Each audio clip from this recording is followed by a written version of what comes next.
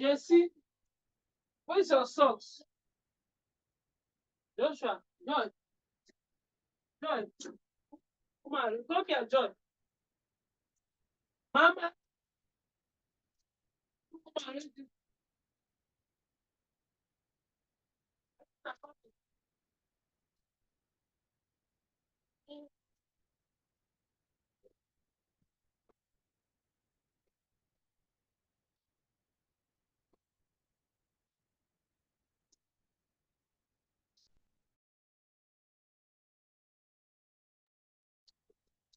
Hello.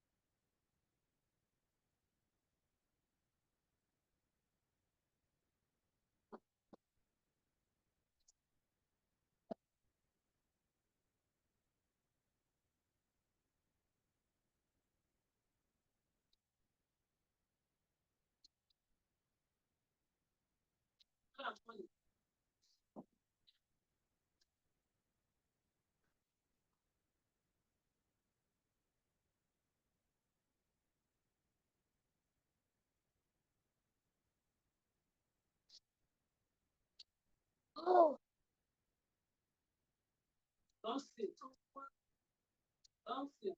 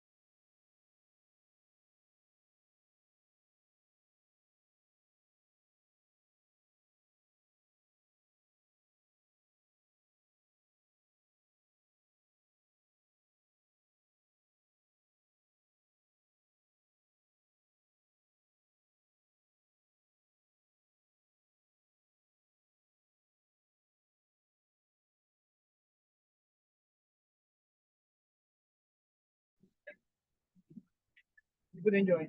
I joined. They've not started.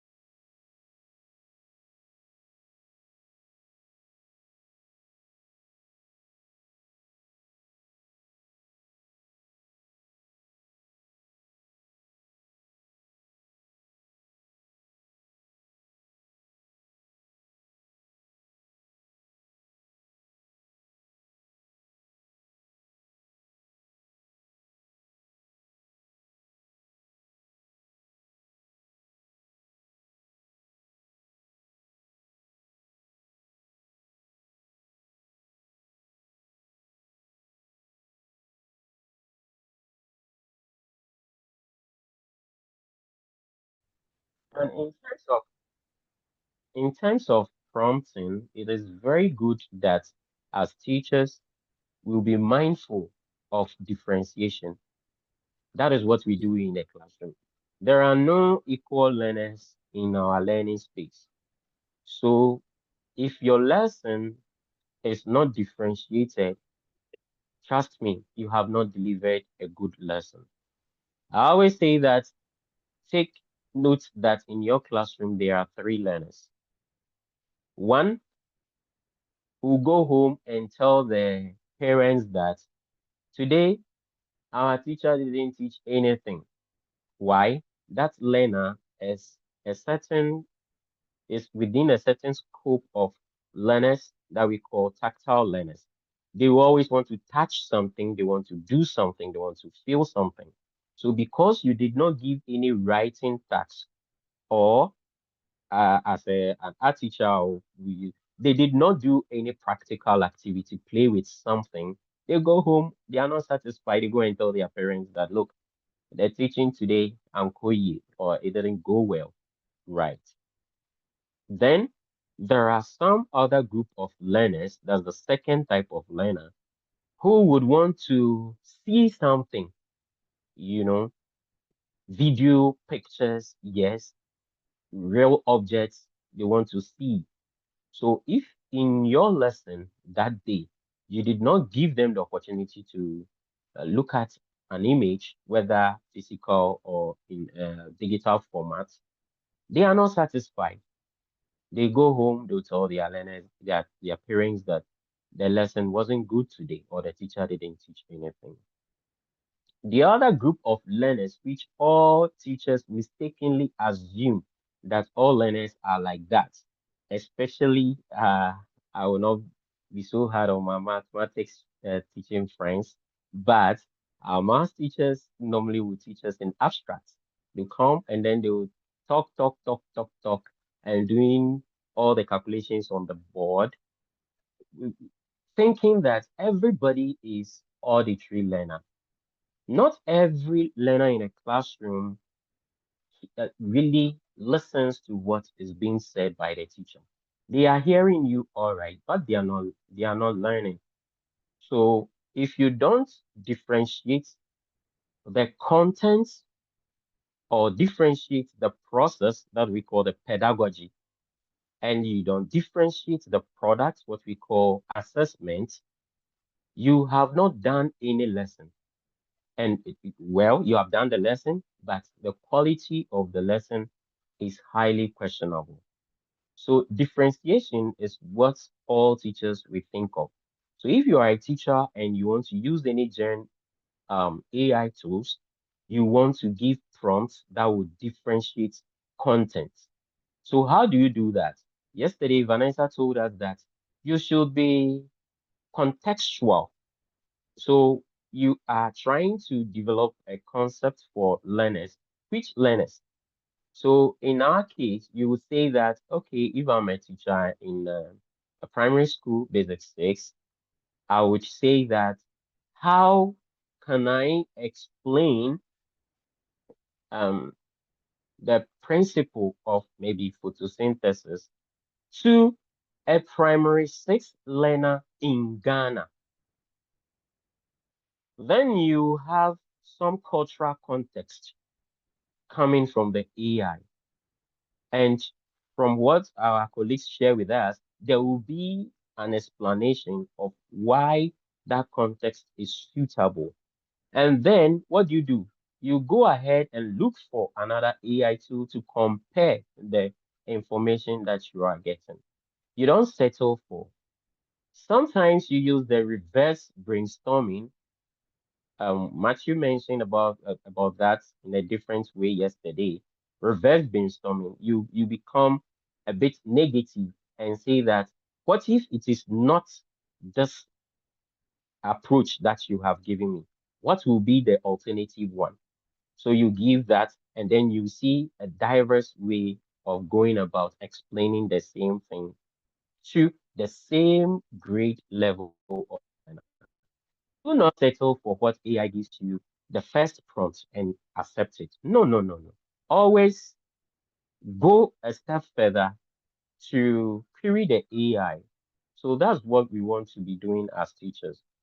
I don't want to speak more about the context and all that because yesterday Vanessa gave us the cool examples.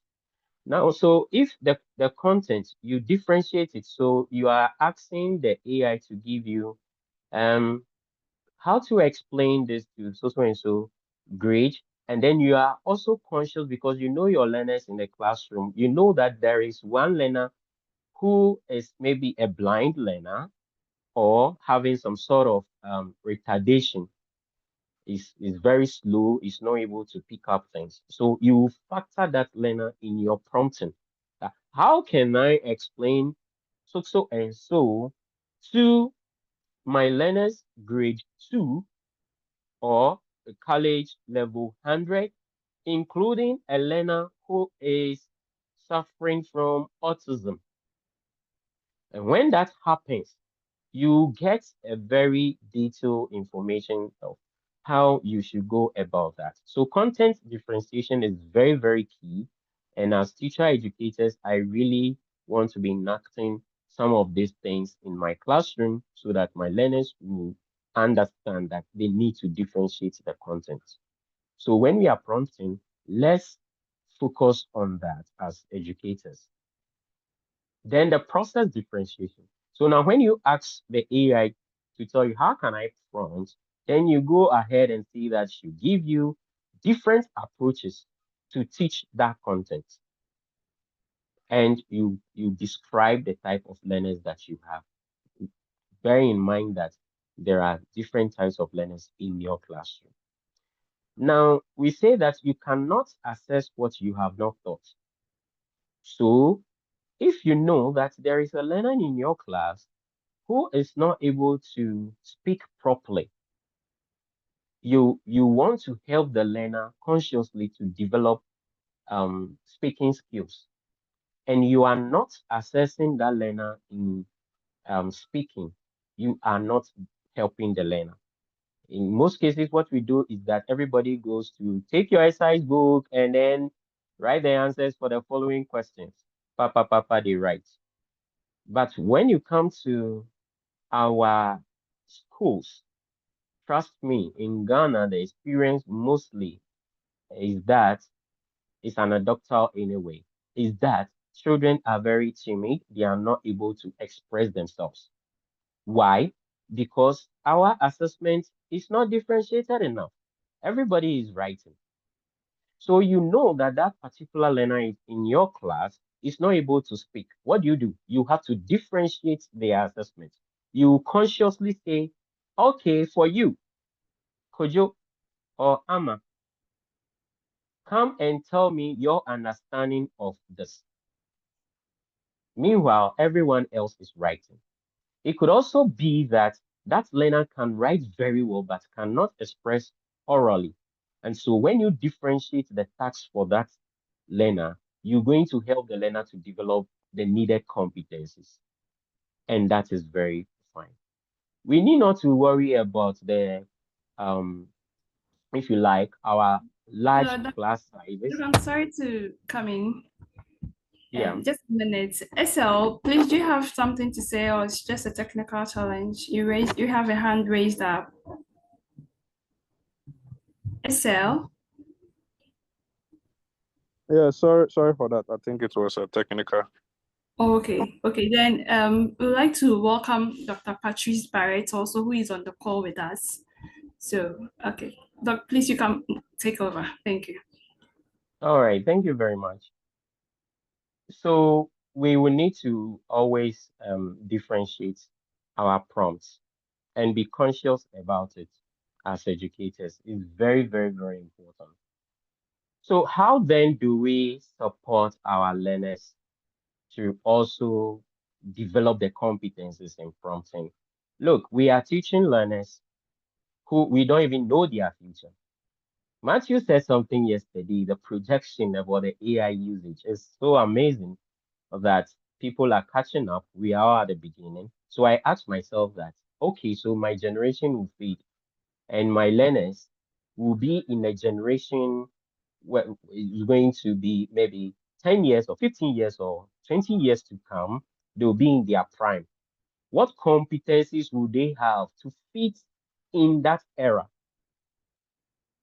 If I am today shying away from introducing them to the AI tools, how would they be able to have strong abilities to question what AI is saying and say that, look, just as Matthew, Matt, is it Matthew or it was coming from Macarius, that there are a lot of information that we have put on the internet. Some are true, some are very false. So once we are prompting, how can we support our learners to develop competencies of critical thinking and be able to decipher from what the AI is giving them? So we will want to lead our learners into inquiry-based learning prompts, right? Inquiry-based learning prompts. And so we allow them to write what they intend to ask the AI, very open questions.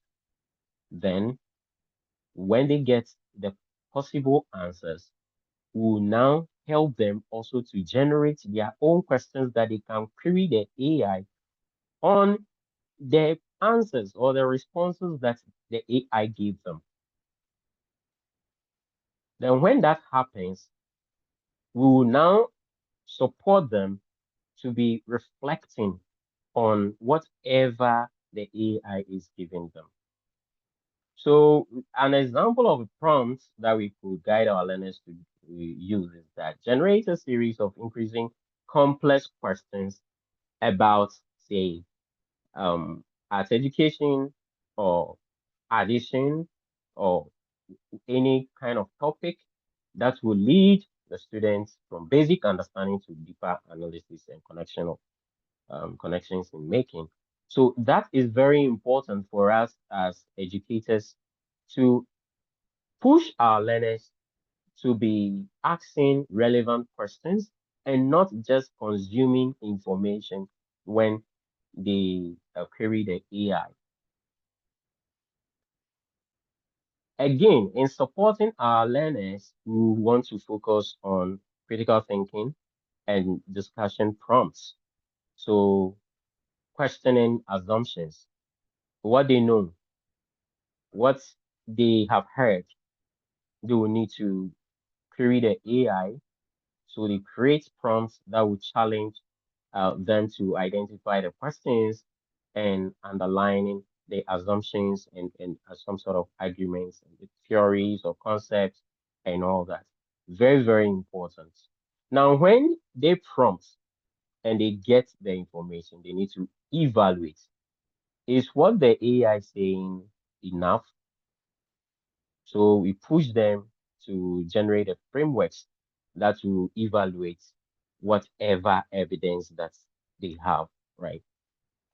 and then they also put everything into perspective. So in our classroom, we give our learners the opportunity to um, prompt, search for information, and then is it true? What the AI is saying, is it true? Why is it true? We enact discussion so that different perspectives, we generate knowledge in the classroom. We enact knowledge in the classroom. So our classroom is not going to be like, yes, I'm the teacher, I know, and I'm pouring. No, but then we give the learners opportunity to prompt, they refine their prompts, and then we discuss whatever they found from the prompt to elicit critical thinking and then very deep learning discussions. That is where our students or our learners will be able to develop the critical competencies to stand the test of time when AI become more prominent than it is today, for them to be able to know which information is right or which information is not good contextually. Then again, we will need to support our learners to refine their writing. I was so happy when Vanessa pulled out the the cat from the box yesterday by showing how we can even translate our if you like prompts or feedback into our own local language. That is so lovely. I used one together with my colleague. We looked into some Ghanaian proverbs and then prompting AI to give some contextual analysis. We use ChatGPT to give us contextual analysis of these proverbs, whether they are fine enough matching 21st century competencies and skills. And guess what? It was so nice. When we gave the feedback to the language experts to analyze and give us, they check, and then drop some with context and all that. It was very nice. And so once we are using the AI, we will need to support our students to also improve their writing. What do we do? Let's allow them to write what they want to say first. They write what they want to say or they want to find out. That's the pre-writing support. And then when they write, they can now generate structured outline for what they intend to write. So for instance, if your learners want to write about maybe their life experiences, for example, they will prompt the AI to maybe generate an outline for an essay about my life experiences with suggested evidence for the main point. Now, the AI gives the outline, and then they will interrogate the outline that will come up and see which ones are relevant to their persona and do the checks and all that. Once that is done, then they can go into the drafting stage. So they will now um, be guided with some sort of prompt to give examples of strong stance and paragraphs, how the paragraphs, the context will be. And so that's how we want to support our learners in writing. I have used the AI severally to improve my write-ups. So I write first, and then I can tell the AI to refine the paragraph, increasing the language level to suit my persona as a PhD holder or as a college teacher educator. And so the refinement comes. And then when I'm not satisfied, I move to another AI. That's why I like the responses that came earlier from our colleagues. I move to another AI, and then I prompt that AI to analyze this document or the writing, tell me the flaws in it, and make it better. So one AI helped me to improve my writing, but I'm not satisfied. I go to another AI and give a different prompt for the AI to analyze it, give me the flaws, and suggest an improved version of that. And so I will never settle for a feedback that AI gives me without interrogating it. It's very, very important. That's why Vanessa says that the policy framework about the AI uses that when you use the AI, you'll be held responsible. So you will not say that AI said. No, you are saying it because you went to prompt. How you prompt it to suit your own tone, we don't know about that. But what we know is that whatever you are saying is coming from you. So we have to be very responsible for that. So revising and analyzing the prompt to facilitate the quality that we need is very, very important. So we can now help or support our learners to analyze the paragraph by paragraph, whatever they have asked the AI to write. I have seen write-ups from students, they even copy the part that the AI says. Uh, I am just a language tool. I am not perfect. So something like that. They copy everything and then they submit to you. Yes, I know a lot of us have had that sort of experiences. So the we'll be getting close to this conversation, so we move to the live session. I'll take experiences from you. So if we are still supporting our learners, the next thing that we want to be interested in is that we encourage them to develop metacognition. They'll be doing self-assessments. It is very, very important.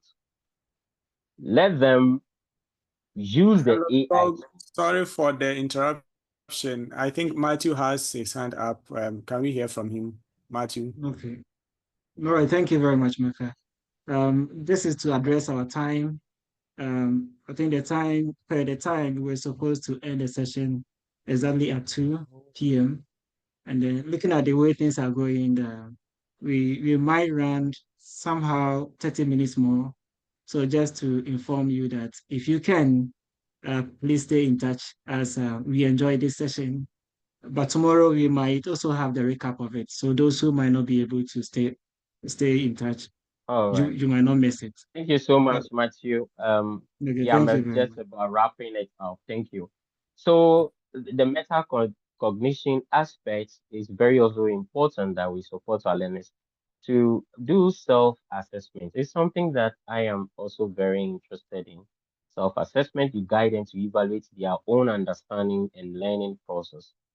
What they know, they can just put it into AI and say that, I understand this, that to be that, but is that a case or there is more to it? Then they will have a feedback about their understanding. It's very, very important.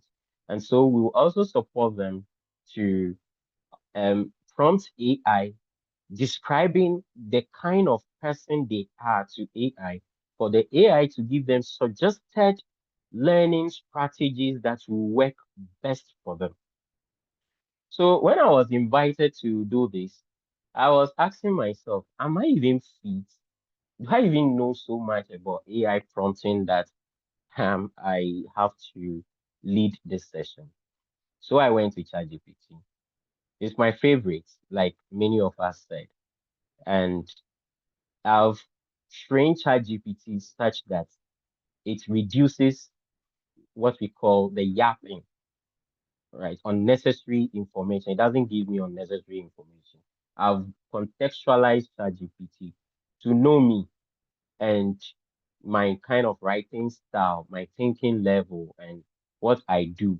So it always will give me the refine. So when I gave a prompt, I asked Chat, um, looking at the interactions that we've been having for some time now, how would you rate my proficiency level in terms of use of AI tools, right?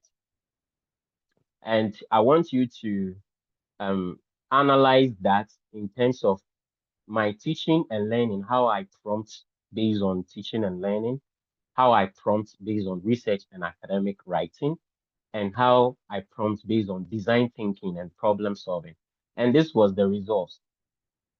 The AI told me that when it comes to research and academic writing, my prompting is of strategic level, is clear and high level academic prompting. That's what the AI told me. And then it says that when it comes to teaching and learning, I am very innovative and adaptive, and I'm always conscious of inclusivity. So, like I said, my learning classroom, I always tell myself that I don't have the same learners in my classroom. So differentiation is very, very important for me. So that's what AI is saying. I think it wasn't wrong. And then I have strong curriculum design. I didn't do that thing. So the report is on this link. I tried to pull it out here. And then when it gave me the report, I went to Copilot and I told Copilot to put this report, analyze it, summarize it into an infographic. So this infographic that you are seeing, it was generated by the AI. And the PowerPoint slide that I'm also using today is generated by Gamma AI. But of course, I don't settle for anything that AI gives me. I'll always look at it and modify it for my contextual usage. So I'm asking myself, is it true that I'm 92 expert in academic research? Well, I'm still learning. I will never settle for this results that the AI gave me. If there is anything above 100%, I'll be targeting it so that every time I join webinars like this, I learn from you, and then I also improve my writing skill. So if you ask me, what are some useful Gen AI tools for teachers and learners? I will tell you, ask the Gen AI again. Use quality and specific prompts. If you do that, you get a tall list or a very succinct list of tools that will be good enough for you. My ChatGPT has 3 other components in them that I use, and is the science base because I write a lot academic writing. We heard the science base yesterday. It's embedded. It came automatically to add up to my ChatGPT, and I have the action research as well coming up with that. So at this point, we will give you the opportunity to share again with us your experiences. Give a prompt based on your area of expertise. Give a prompt and then let's share with a few of us. What do you want the AI to do? Give a prompt, put it.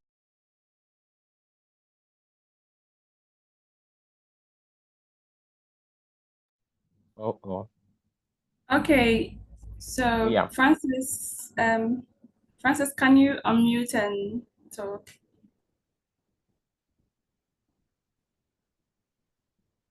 Yeah, Good please go evening ahead. to you all.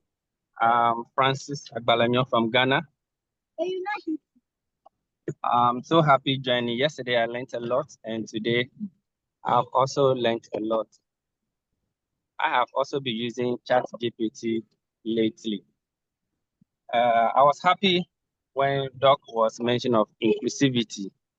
I work with the National Council for Curriculum and Assessment, and in the recent design and development of the new secondary education curriculum, we have made extensive use of inclusivity in area of product differentiation, content differentiation, and process differentiation, as you rightly mentioned. One other thing I want to Francis, touch on please, your line is breaking. Kindly reposition yourself so that we can hear you loud and clear. Okay.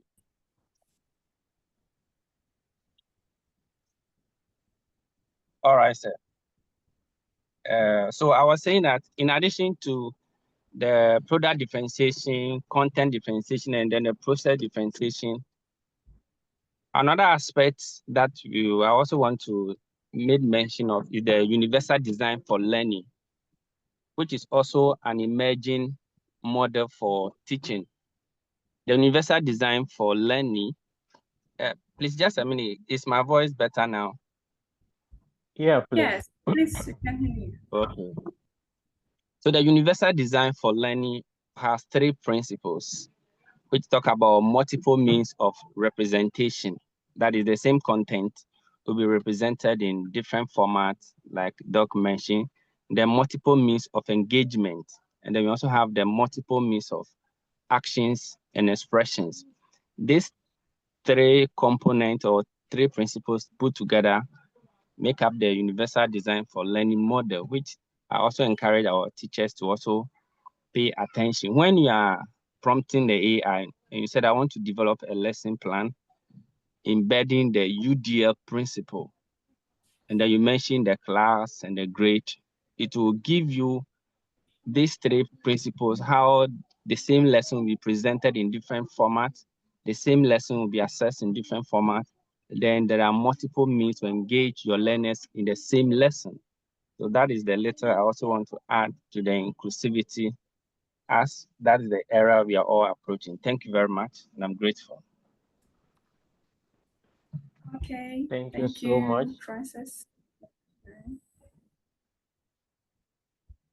Okay. All right.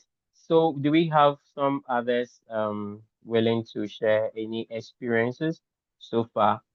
If not, the chat box is open. We can type a prompt and then we read it out, maybe a few of them, to see whether the prompt is refined enough. Then we learn from each other on that score. When we go home, we can be practicing some of these prompts. So can we give it a try? And if we want to speak it out, it's also good. We can just raise our hands and then moderators will give us access to um, say it and we all analyze together. Thank you.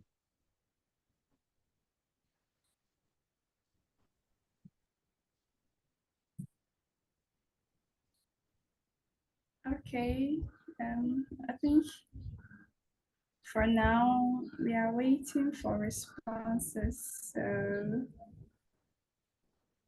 okay. All right, Taba, kindly unmute and then talk. Okay. Good evening to everyone, and thank you for this wonderful presentation. I just want to give an example of how I will prompt the AI for an information with regards to context. So may I go ahead? Yes, please. Sure. So Please do.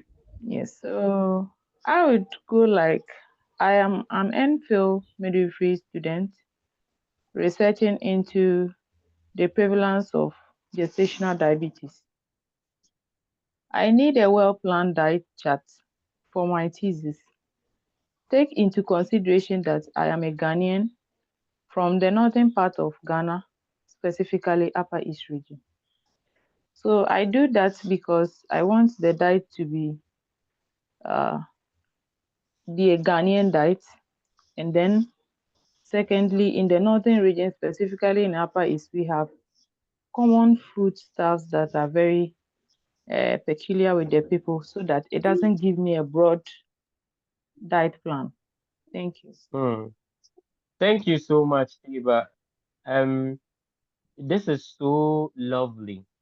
Tiba, the advice I'll give you from experience as a researcher who also use the AI tools for my writing is that it is always best to describe the problem you have identified, write the problem in clear statements.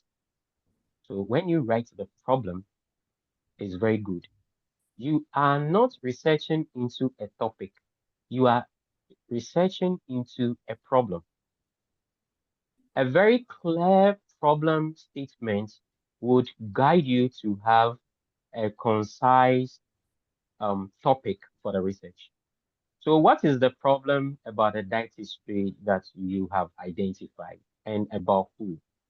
So write a clear problem and then prompt the AI to give you suggested research questions that will come out of, or that you could guide your study, and further prompt the AI to suggest 2 or 3 suitable topics, and further prompt to get research objectives based on the topics. You know, research objectives are always based on the question, sorry, not topic, question. So if you flip your research, you're going to have objective, and if you flip the objectives, you're going to have the research question. So you need to write a clear problem statement. When you write a clear problem statement, then you can do series of prompting based on that. You'll be surprised what you can get.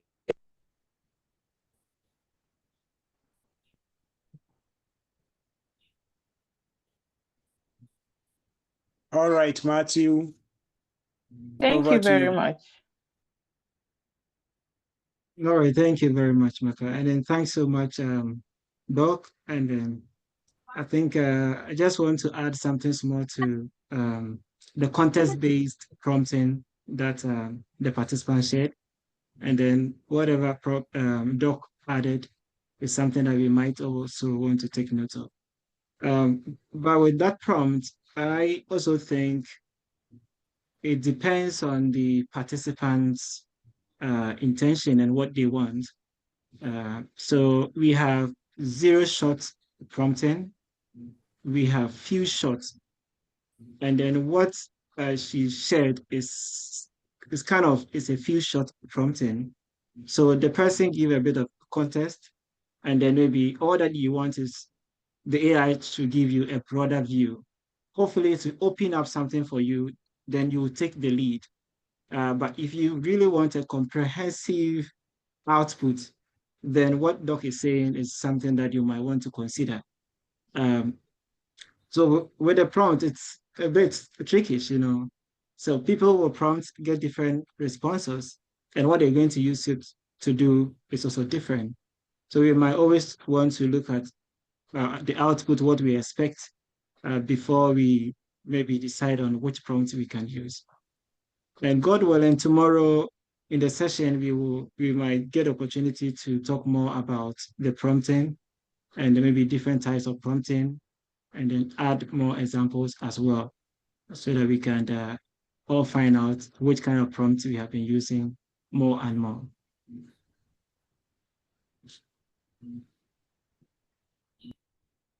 Okay. Thank you so much. much. Yeah. Ellen, there's a comment in the comment section by Genevieve. Would you like to read that? Okay. That's a prompt. Very interesting. Yeah, okay. So Genevieve says she's an MPhil nursing student, and then she has attached the file that is already completed, the concept analysis based on the question as follows. So it goes like, I need to complete my own assignment, that is a term paper, similar to the attached file. The question of the assignment it goes like this. Concepts in your proposed research topic and conduct a concept analysis using Walker and Evans 2005 method to concept analysis. Take into consideration that my proposed research topic is assessing prevalence of depression among people with chronic hepatitis B in northern Ghana. Make sure to provide a write-up of no less than 15 A4 pages equivalents. Kindly include correct, most appropriate, most pertinent, and most current, not less than 2018 in text citations and references. Also, using the APA 7th edition style. Also ensure to employ as many different current articles or publications as possible in your write-up. Again, ensure the write-up is most academic and standard and also free from plagiarism. That is very precise. Okay. Interesting prompt. Yes. Very interesting. Very Well interesting. crafted. Yes. Wow. So Thank you so my much, advice. Jennifer. This is so good. I think Jennifer, yeah. participants can take a look at it and Yeah. Yeah. So Genevieve, my advice would be that um if you want a scholarly work done with the AI, it's always good to first prompt. You've given a background, it's fine. With the background, go for outline, the structure. Okay. Let the AI give you outline of how the paper is going to look like, the sessions and all that, right? Then based on the outline, you could do some refinements to suit your context and then prompt further for the AI to do the writing. Like I say always, you need to query whatever the AI is giving you. You are likely not going to be diligent with every phase of the write-up, 15 pages. You're not going to be very diligent with that. You are in a hurry to go and submit your work. But if you go step by step, you give yourself some sort of credit to quality assuring whatever the AI is giving you. So our advice that you would rather take this into science space where you have the flexibility to work on each paragraph and including the references that you want. You have the opportunity to select quality references in science space. ChatGPT will hallucinate and give you references that are nowhere in this world. You search for them and you not find them. Sometimes you find some of them, but in most cases, Yeah. experience the experience. If you take your time, Okay. you generate the script, it gives you the references. Go and then look for that same reference from maybe Google Scholar or something. You'll never find them. So Yeah. use the science space. Use science space, and then it will help you explore the science space. It will help you to refine your writing. And it gives you the opportunity to write something small, and it will look at what you have written and improve upon it based on your tone of writing. And it humanizes it Okay. for you. You will not have those yabbings in your write-up. Yeah. thank you Okay. so All much. right. We'll Thank you take so the last much, submission. Doc. Mm. Ben, kindly unmute and talk. Yeah, hello. Yeah. Yeah, hello, Yes, we Ben. can We hear can you. hear you. Go ahead. Thank you very much, Mr. Macarius, and also for the opportunity given. I would like to share a little bit of experience with the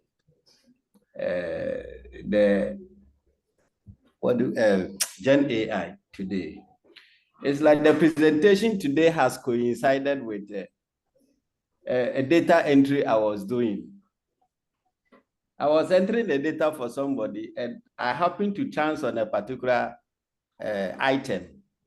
And the item was asking the respondents to select as many responses that apply to him.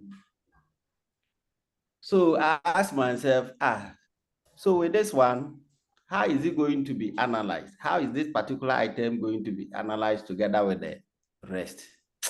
So I asked myself, why don't I consult AI? And I was saying, how do I prompt it? How do I begin? So I started by asking or prompting the AI to give me some gist about how to enter data. So this is how I started my prompt. I say, can you give me ways in which data can be entered into SPSS? Though I have a little knowledge on that, or I have some knowledge on that. Then from there, I push to ask the AI, what if I happen to meet a variable or an item that seeks multiple responses from a respondent? How do I do it?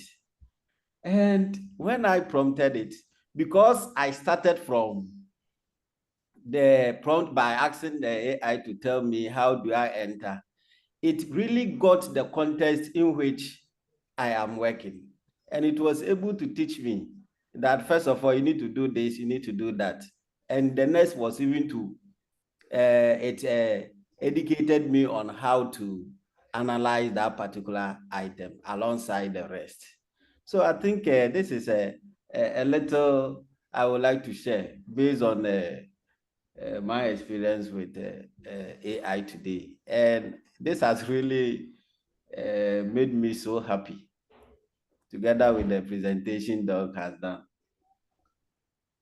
Thank you, Mr. Nice Makari. one. Nice one. Nice Thank you one. so much, Benjamin. I think Muhammadu Diko. Yes, Muhammadu. yes. Thank you very much for this opportunity. I want to comment on this prompt that they have shared and then give my also experience.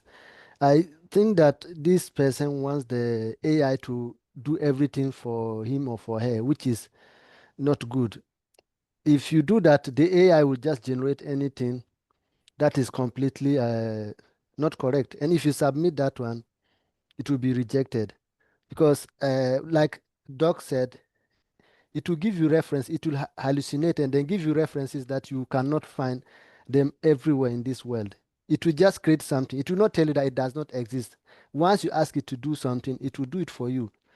And then you have to, if you want to do due diligence, you have to take your time and then analyze everything, and you end up doing more work than you wanted to the AI to do for you. So the best thing from my perspective is that you use it just for the brainstorming. Don't leave everything to the AI to write from the beginning to the end.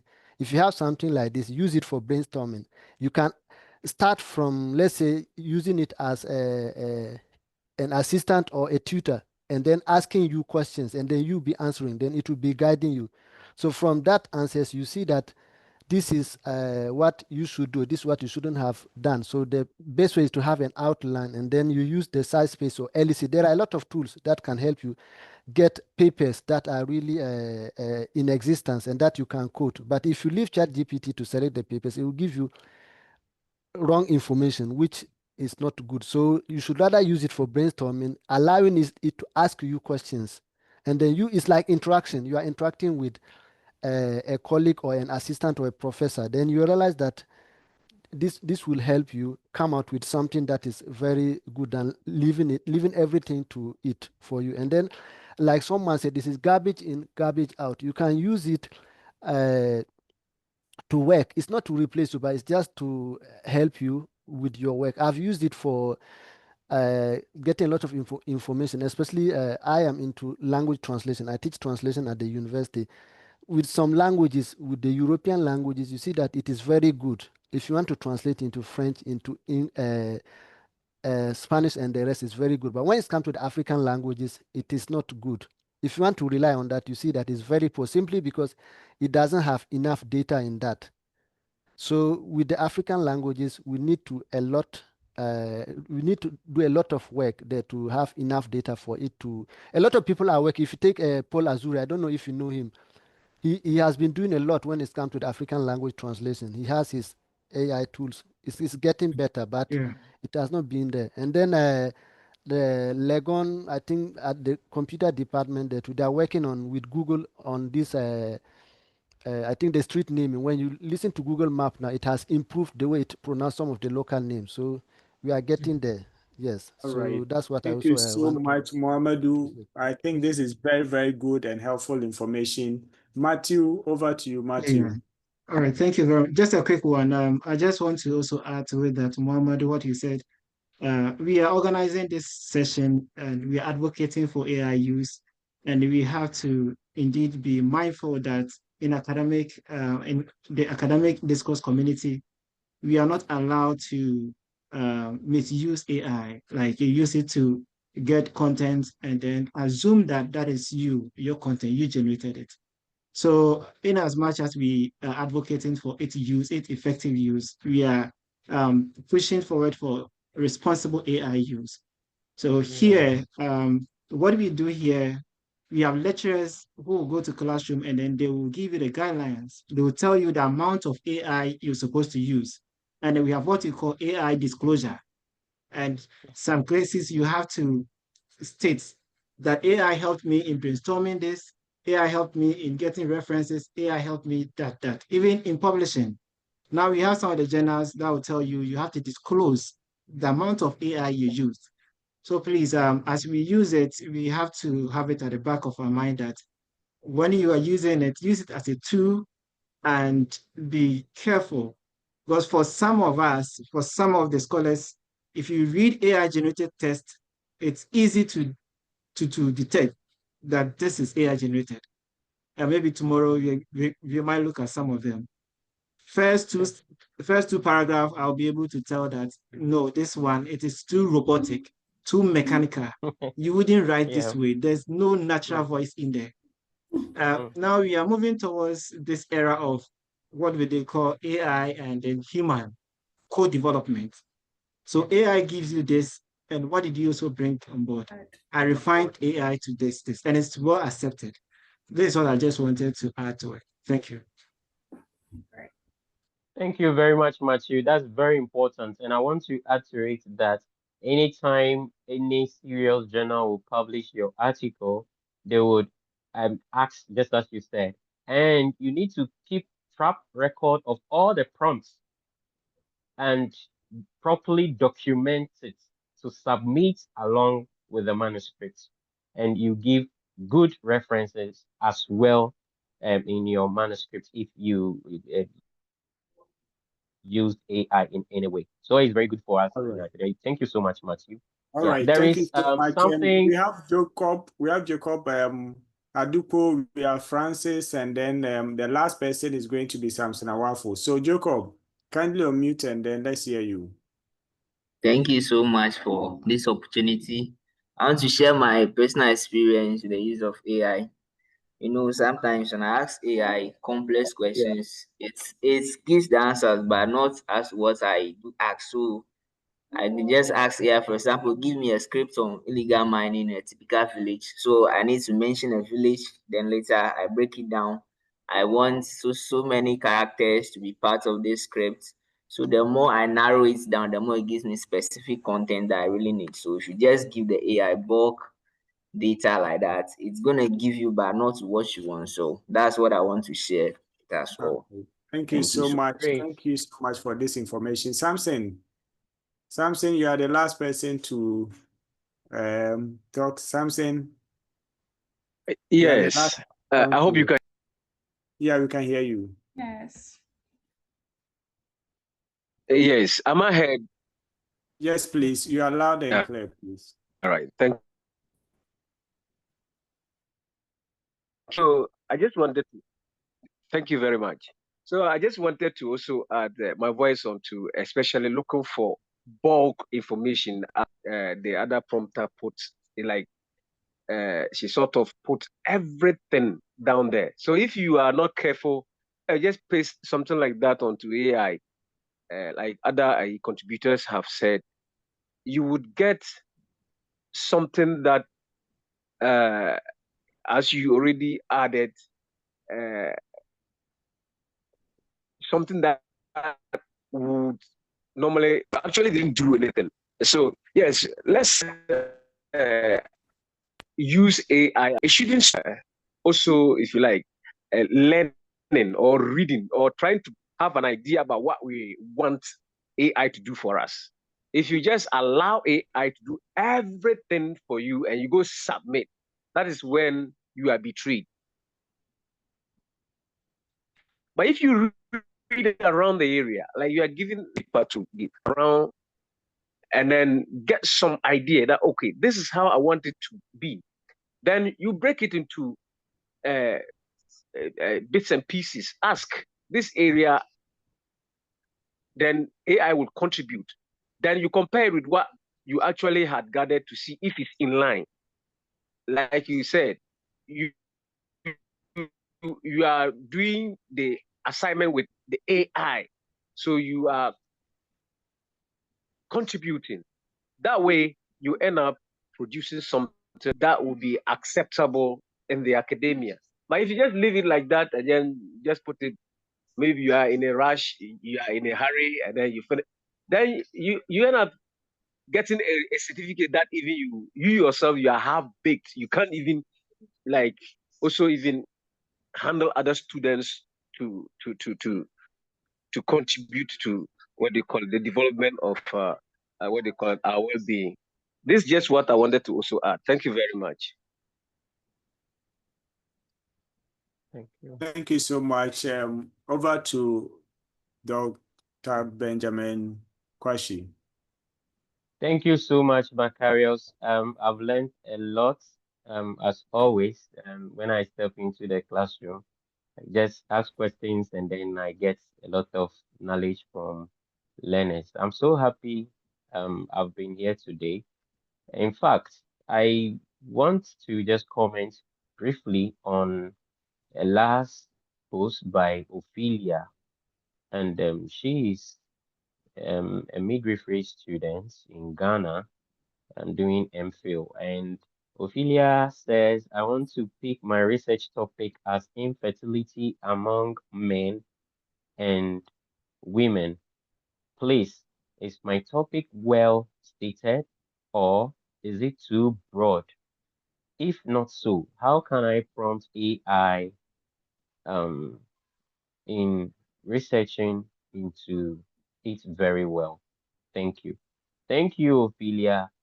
My response is that, like I told the other lady, I've forgotten the name, sorry, that Genevieve. right, Genevieve, what problem have you seen concerning the infertility? Maybe the infertility in men, maybe within a certain locality. What even makes you feel that they are infertile? Do you have the data? So if you are a midwifery student, maybe you are close to a certain hospital and you have gone to the hospital and you looked at cases that have been reported um, at that hospital showing that men and women are infertile in that community based on the data. So you will want to look into why are they becoming infertile? What are their practices? You pull their history and all that. That would be a very good way to start. You would have known the problem, and then you now ask AI to support you to develop a suitable topic. Please, research, in my own view, does not start with a topic. It starts with a problem. If you go looking for topic, you force yourself to lie for your research to reflect the topic. If you go looking for problem, the problem will help you shape the topic. In fact, even when you have done your analysis, your the analysis and all that will help you to refine the heading to suit the study that you have done. So my advice would be that Ophelia, clearly define the problem, let AI help you to suggest suitable topics based on the problem you have identified, and then interrogate it further and see how you refine it to make it a very good research topic, and your research will be done. I hope I confused you in any way.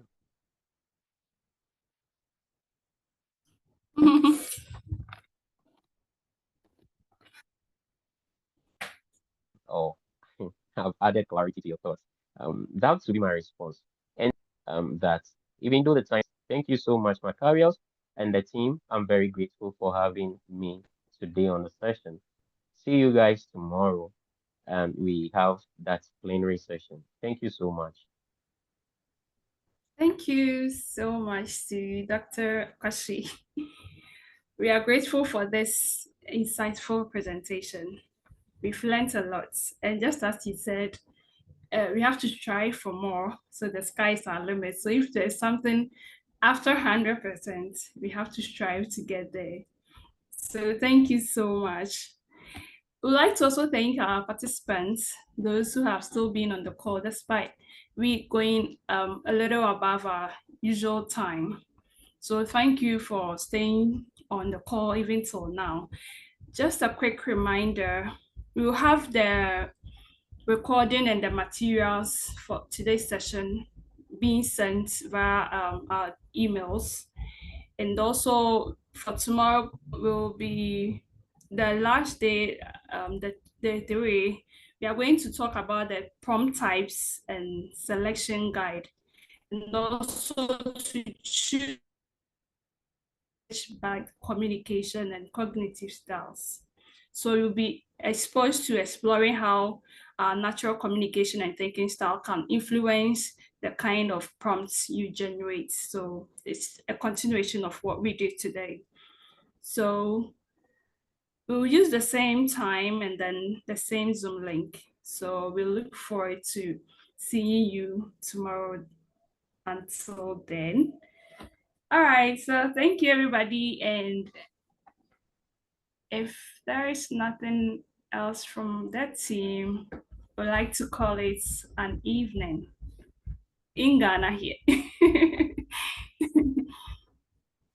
Thank Thank you. you, Right, thank Ms. you. Ellen, our moderator, Thank and you thank very you much. all the team and participants. Thank you. Okay. Yeah, Thank thank you, you. Doc. We are grateful. Thank you. We are grateful. Thank you so much. Then, Thank you so bye-bye. much for the insightful presentation. Bye. Yeah. Thank you. That's fine. Mr. Matthew, good evening. Yeah, good evening. May I know the Alex, person? this is Genevieve. Naleru is missing you. Oh, I see. I am missing Nalerigu too. Matthew, go back to Naregu and then meet them and answer Yes, I the have to. But you know, I have representative there. In fact, representatives. Yes. Yes, so I'm giving you representatives very soon. A lot of them will be there with you. We are already All there right. waiting. So if you have missed him, we are there to take his part. That's good. Oh, thanks for coming, all of you. It's good to see you. All right, And, all right. we are in this Martin. together. Let us all struggle through Yeah. and see how the future will Sir be for Martin. us. Yeah. Yeah. Yes, and Florence, how are you? So Okay, please, I'm fine. thanks so much for initiating it with us. We know tomorrow we're going to continue as well. And then Patrice Barrett, are you on? Hi, Patrice. Matthew. All right. All those who are putting your emails in the comment section, be assured that the presentation will be sent to you, the recorded version, and every other material that was presented here. Okay, that's why I was prompting you. So then I have to put my email in the chat box, right? Sure. Matthew will send them to you tonight. Okay. I'll send it to you. Where are we And sending I'll our even email? send a form for you to fill as well. So those who are yet to join the WhatsApp group, if you join it, it will be helpful. I will send a form to you to fill for tomorrow. And in that case, how do we join the WhatsApp group? there is a link. Macaros, if you have access to it, you can share. Let me put the link there. Email.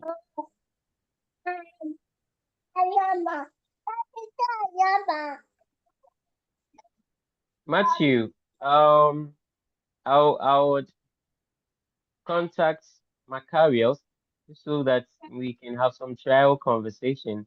I guess I have to leave now. Thank you so much. All right. Okay. Okay. Nice meeting you. Nice meeting you, And then nice seeing you as well. I've read thanks your so works. much. I've read your works and have used them in an upcoming paper. We'll talk about it more. Oh, really? Yeah, Okay. yeah, yeah, yeah, yeah. Yes, let's discuss It further. is.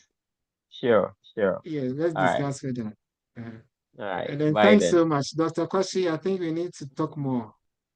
Sure, sure, sure, Yeah, Macarius sure. has been hiding you. Now we have you here. He is my But co-BBE Dr. partner. My The co-BBE partner. Dr. Kwashi is a co-Bibini, so if you are looking for him, you have to see the before. Yeah, All Macarius right. is the secretary. The WhatsApp link has been put on the in the chat, so you can just give it a click and then join the WhatsApp group. I'm just ready to approve your request.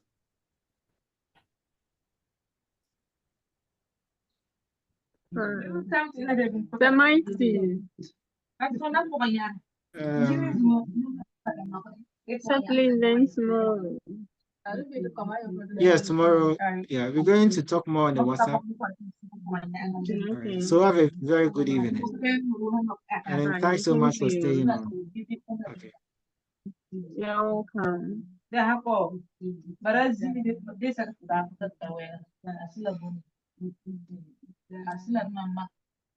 I'm sure we might have to end the session. Some people might be on, but they don't even know that the meeting has ended. Because, some might be doing other things and then uh, we've ended the session. We And they we appreciate the program that you are organizing for us, and we really enjoy every bit of it. That's why some of us are still hanging out. Oh, okay. Thank you very much, Joseph. That's great. Thank you. Yeah, it's good to have all of you here and then for us to learn together. Sure. We want to learn together. We don't want to lag behind a bit. Sure. Yeah, and thanks for the knowledge you bring on board. Thank you so much. Yeah.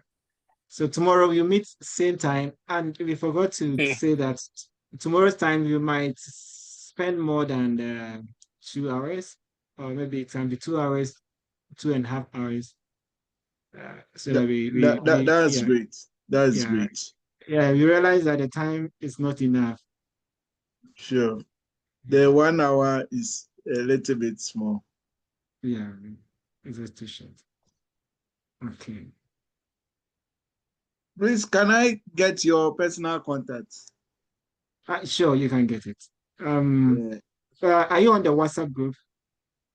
I think so, so that I can quickly be part of it. So I'm putting People the have shared their WhatsApp WhatsApp, link on their the. emails. Okay. I've put the WhatsApp link on the platform, so the fellow can just hit on it and then. Yes, so I can. Yeah, you will see me there, and I can easily pick your contact as well. Yeah. Okay. I am Dr. Joseph Bonnie. So yes. Nice Okay. meeting you. Yes. I'm trying to see if I can send to you here right now. Okay, I have you here. I can. Yeah, I'm sending you a message. If you can see. 206-7852. All right. Yeah, that is my WhatsApp number. Okay, I'll click on the link.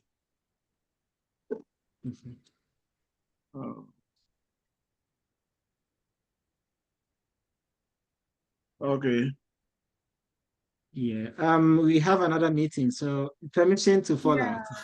Sure. Okay. Thank you.